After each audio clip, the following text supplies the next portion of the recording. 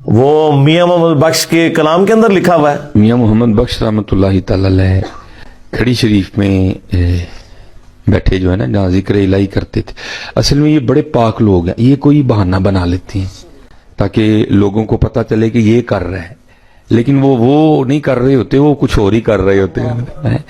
मियां साहब डंगर शंगर चारदे हुंदे सन ते ओ बहाना सी हज़रत जी लोगों को ओला करन दा। तो मियां साहब का भी जी चाहता था, तो फिर क्या होता है, ये बहाना बना लेते हैं। तो मियां साहब बैठे थे, तो मियां साहब जिस दरख्त के नीचे बैठे थे ना, उसके साथ एक और दरख्त था जिसके ऊपर फाख्ता ने, कुगी ने अंडे दे रखे थे हज़रत जी।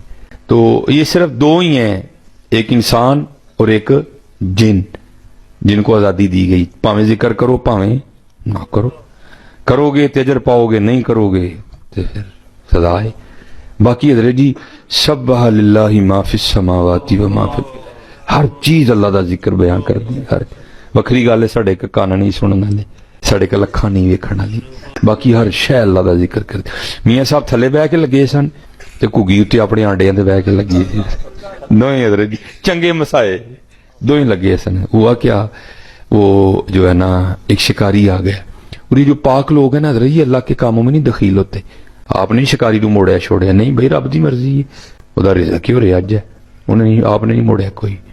घुगी भी अखां बंद कीतियां ने, ऊद आलम में मियां साहब भी। शिकारी आया, घुगी ते ध्यान पिया, तीर पिछू कढ़िया, कमान ते चाड़िया, घुगी का निशाना लिया, खिंचिया तीर नूं। ऐसे पहले कि छड़दा, अगर अल्लाह पाक किसी ने कुछ नहीं देंदे, फिर अल्लाह पाक उन्हें बड़ा कुछ देंदे ने। घुगी दी इस बेदार हुई, अंदरों खतरे की टल्ली वजी। घुगी ने अखां खोलियां, वेख्या सामने शिकारी, उन्हें जनाब डारी भरी ते दरख्तों बाहर उड़। ये सारे की मियां साहब के अशार हैं। अब अशार सुनाऊं बड़ा वक्त लग जाएगा, मैं सादा सादा उसका तर्जमा कर। ये सारे मियां साहब के अशार हैं। घुगी ने डारी भरी ते दरख्तों बाहर उड़ के थोड़ा जिहा उत्ते गई ना, तो उत्ते की वेख्या, उत्ते एक बाज भी पिया चक्कर कट्टे, ते नजर उन्हें भी घुगी ते लाई है। केड़े वेले घुगी निकले दरख्तों बाहर, ते मैं फड़ा, क्योंकि ये बूता उत्ते नहीं गई, बाज ने भी चुम्मी मारी ओदे नूं, घुगी ने भी चुम्मी मारी ते दरख्त दे विच आ बैठी। हुण मियां साहब बह के सारा कुछ देखते ने। फतबस्सम दाहिकम मिन कौलिहा, हजरत सुलेमान ने कीड़ी दी आवाज सुन के तबस्सुम फरमाया। तो फिर इत्थे मियां साहब की घुगी दी नहीं सुन सकते है, मियां साहब सुनते ने पे। हुण सारे अशेर ने, मैं पंजाबी तर्जमा करन डया दा। हुण मियां साहब सुनते ने घुगी की अल्लाह पाक दी बारगाह च अर्ज करदी है, या अल्लाह तेनू वेख्या नहीं, तेरे वलियां कोलों सुन के ईमान ले आईयां, ते सुनिया तू जो चाहे कर सकना है। हुण घुगी नूं की आवाज आंदी, घुगी की चाहनी है साडे कोल। फिर घुगी, या अल्लाह दो मौतां च फसीयां, ना उडांगी शिकारी हथों मारी जावांगी, उडांगी बाज हथों मारी जावांगी, मैं चाहनी हां मैनू बचा सकना है। फिर घुगी नूं आवाज की आंदी है, घुगीए होया दो की ने, सारा जमाना मारन आ जाए, जे बचाना होए तो बचा लांगे। साड़ी मर्जी होनी चाहिए बचाने की, असीं बचा लांगे। घुगी खलो गई जम के हजरत। शिकारी बड़ा हैरान होया, पहले उड़ गई सी तो हुण आ गई है, ते आ भी सामने बैठी है, इनू की होया है? उसको तो पता ही नहीं था ना, कोई लाख बुरा चाहे तो क्या होता है, वही होता है जो मंजूर खुदा होता है। उन्हें तो पता ही नहीं इन्हें पुकारिया किस जात नूं। हजरत जी घुगी खलोगी जम के, हजरत तीर पहले चढ़िया सी, उन्हें जनाब खिंचिया तीर, निशाना लिया घुगी दा, अद्धा क छड़ोया सी, सारा नहीं निकलिया जी, अद्धा क छुड़ो गया दा ही, अद्धा निकल गया, अद्धा कमान दे अंदर ही। होया कि हुक्म इलाही ना ला के सप ने शिकारी दे पैर ते डंग कढ मारिया।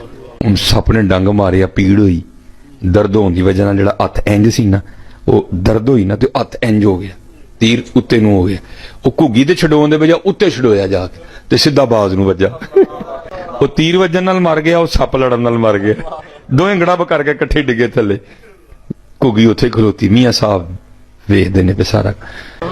ते फिर मियां साहब हज़रत जी सारा कुछ वेख के ते फिर लिखदे की ने, आ फरमांदे ने, घुगी रही अथां खलोती।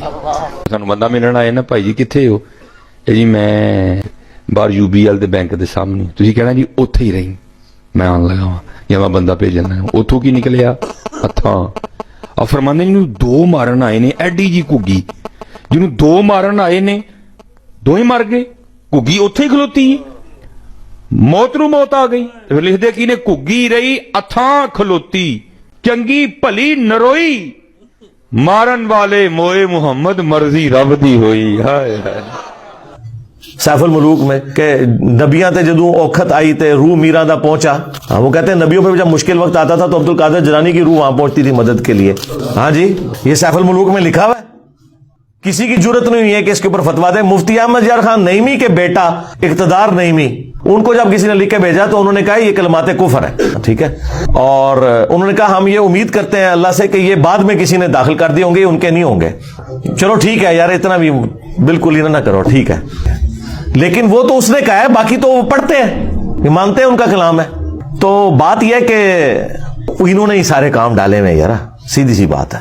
کل بھی نسخے یار لوگوں کی کتابوں کے موجود ہیں. اب پیر میل شاہ صاحب کی کتابوں میں جو جو شرکیہ باتیں لکھی ہیں, ان کو تو فوت ہوئے بھی 100 سال نہیں ہوئے, 1937 میں فوت ہوئے ہیں. ان کی کتابیں کلمی نسخے موجود ہیں, سیاہی بھی خشک نہیں ہوئی ہے. وہ ساری باتیں لکھی ہوئی ہیں, کون کہہ سکتا بیچ میں شامل کر دی ہے.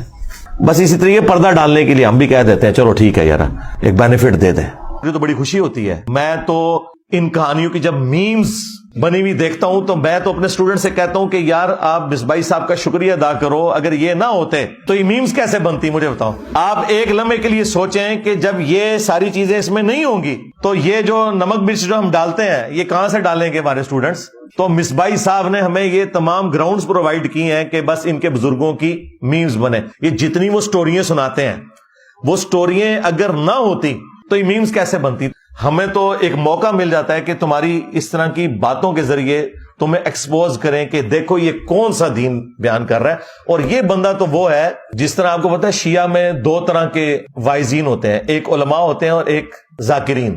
یہ بریلویوں کا ذاکر ہے. ہاں علم والی تو بات ہی کوئی نہیں, صرف کہانیاں سٹوریاں ہر وقت یہی کچھ سناتا رہتا ہے. وما کان اللہ لیطلعکم علی الغیب, اللہ کی یہ شان نہیں ہے کہ ہر ایک شخص کے اوپر غیب کی بات کو منکشف کر دے یا اطلاع دے دے. وَلَٰكِنَّ اللَّهَ يَجْتَبِي مِن رُّسُلِهِ مَن يَشَاءُ, لیکن اللہ تعالی چن لیتا ہے اپنے رسولوں میں سے جسے چاہتا ہے.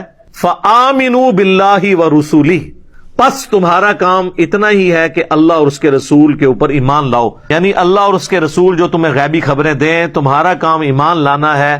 تمہاری یہ ڈیمانڈ درست نہیں ہے کہ ہر شخص کے اوپر اللہ تعالیٰ وحی نازل کرے. یہ اللہ نے طے کر لیا اپنی ڈیسٹنی میں کہ اپنے پیغمبروں پر وحی کا سلسلہ کرے گا, ان کے ذریعے آگے معاملات کو لے کے چلے گا. کوئی علم غیب کی خبر ماننا یہ ختم نبوت کے اوپر ڈاکہ ہے, سوائے ایک ایکسیپشن کے جو بخاری اور مسلم دونوں میں آیا ہے کہ میری وفات کے بعد, صحیح بخاری میں آیا ہے, میری وفات کے بعد نبوت کی خبروں میں سے اب صرف مبشرات باقی رہ گئے ہیں. اور صحابہ نے پوچھا مبشرات کیا ہیں, تو آپ نے فرمایا کہ نیک خواب, کہ انبیاء کا دین کیا ہے اور بابوں کا دین کیا ہے.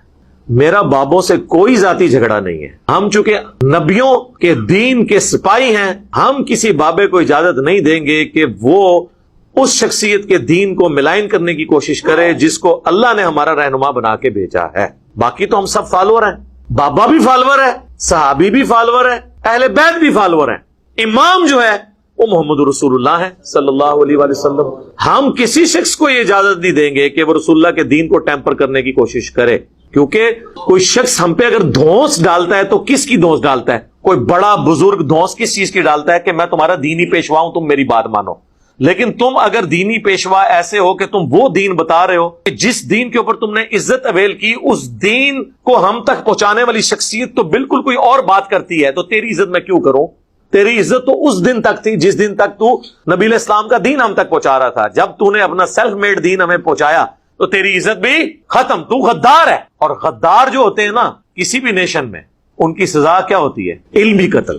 علمی قتل یہ ہے کہ ان کی چیزیں, ان کی انجینئرنگ کرنی شروع کریں کہ یہ بابا یہ کہہ رہا ہے, قرآن یہ کہہ رہا ہے, یہ دعویٰ کر رہا ہے, حدیث یہ کہہ رہی ہے, یہ یوں ہو رہا ہے, یہ علمی قتل ہے. اور میں آپ کو بتاؤں, فزیکل قتل کیا ہوا بندے کے تو چانس ہیں کہ اسے دجال کبھی زندہ کر لے تھوڑی دیر کے لیے.